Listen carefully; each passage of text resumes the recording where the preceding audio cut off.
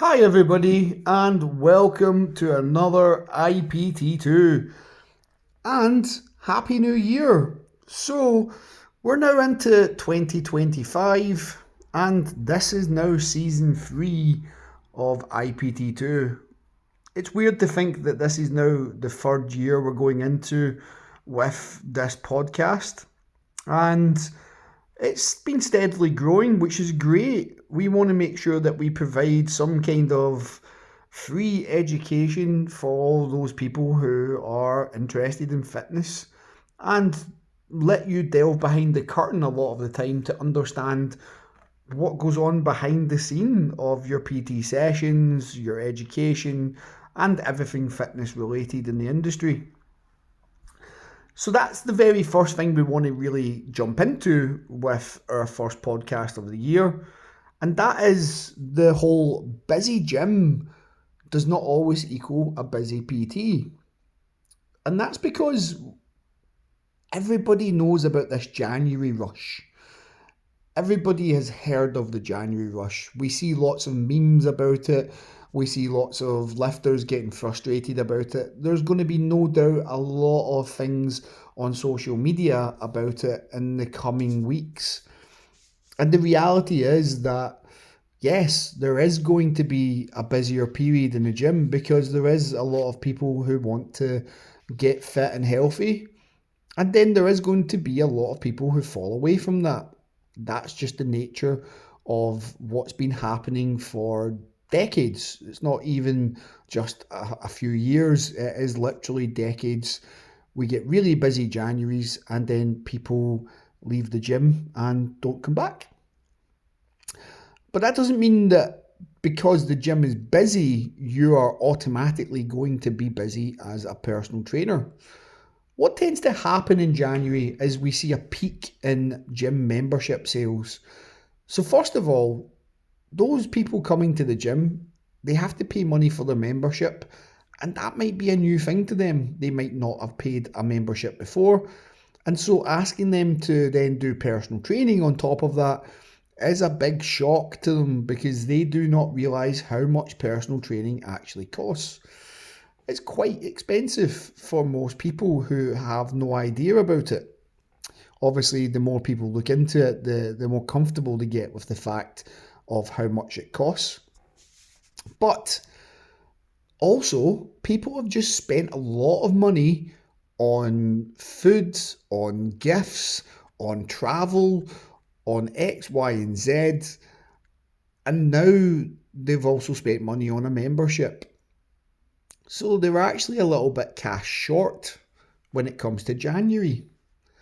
Also, January typically is a 5-week month, which means they don't have a payday from whenever they get paid in December until the very end of January.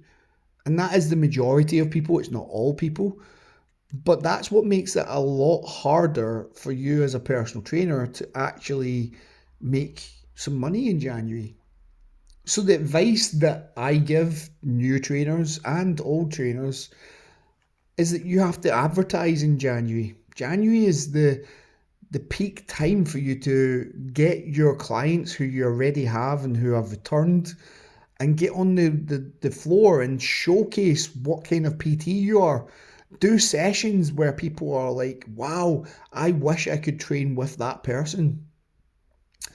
You need to make sure that you are putting your all into things, conversations especially, because with a lot of new people in the gym, wow, they might not have seen you at all. They don't know who you are, so you need to have those conversations and wow them. You need to make sure that you're spotting people who need help and support and giving them help and support. People will be very shy when they're coming to the gym for the first time. Even people who have maybe done the January thing last year and they just spent their time at the treadmills. Now, even in the past few days, I've been in the gym and the cardio section is almost full. That's because there's a lot of new people to the gym and they don't tend to go to the weights. They don't know how to use machines. They don't know how to do free weight exercises. They're not comfortable there. So they need some help and support. I've also seen some people who have been in the weights area who look very uncomfortable and they don't exactly know what they're doing, but they've obviously seen some videos, so they're trying to copy that. I've seen some bizarre things going on in the gym, and obviously we see bizarre things all the time in the gym, but some things that people are new. Things like using pins on the side of a Smith machine, not really needed. So when we look at the whole crowd that's coming into the gym now, they might not have the money this month to do personal training, but they might have the money to do a workout plan with you.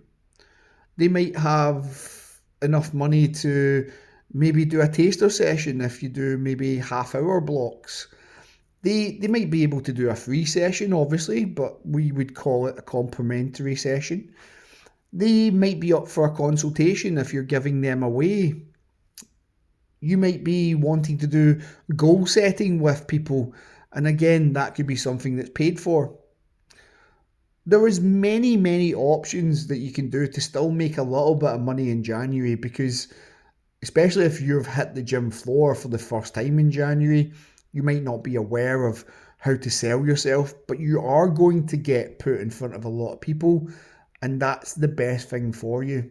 Go and speak to everybody. Try to get numbers, try to get emails, try to get social medias, try to make sure that you are getting them to speak to you first rather than other personal trainers. Try to be there more often in the gym to help. If you've got a shift, great, but if you don't and you've not got clients, go in if you want personal training clients at that time. Whatever time you want clients, be in the gym. Speak to all these new people and give them the help and support they need, because when they do get paid, or further down the line, if they stay members, which if you're giving them some help and support, they should, then personal training will be on the cards. Yes, it is going to be about trying to increase your business, but at the same time, you might have to see January as a place for where you just meet new clients, not where you try to make new clients.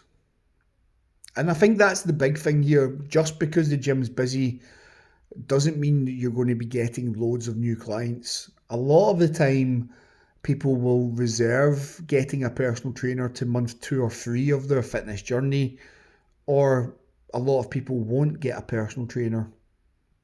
It's up to you to convince people that personal training is good for them, and you can do that. It's just going to take a little bit of effort on your part to really showcase what you're about.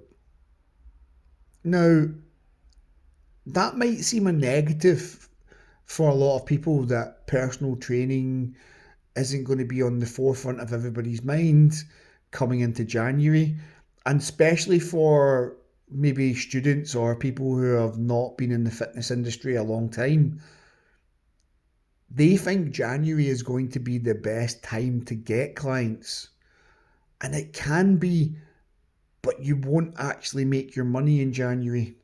You won't get those new clients to maybe February or March, but the effort that you put in January will be the thing that's a deciding factor. So try to bear in mind when you are going into the gym each day that you are literally a sales board, and that you are showcasing who you are at all points. Don't shy away from being on the gym floor. Don't go sit in the back. Don't train all the time just because you've got free time. Do your training sessions, and maybe even try wear some of your own gym apparel so that people can see that that's what you do.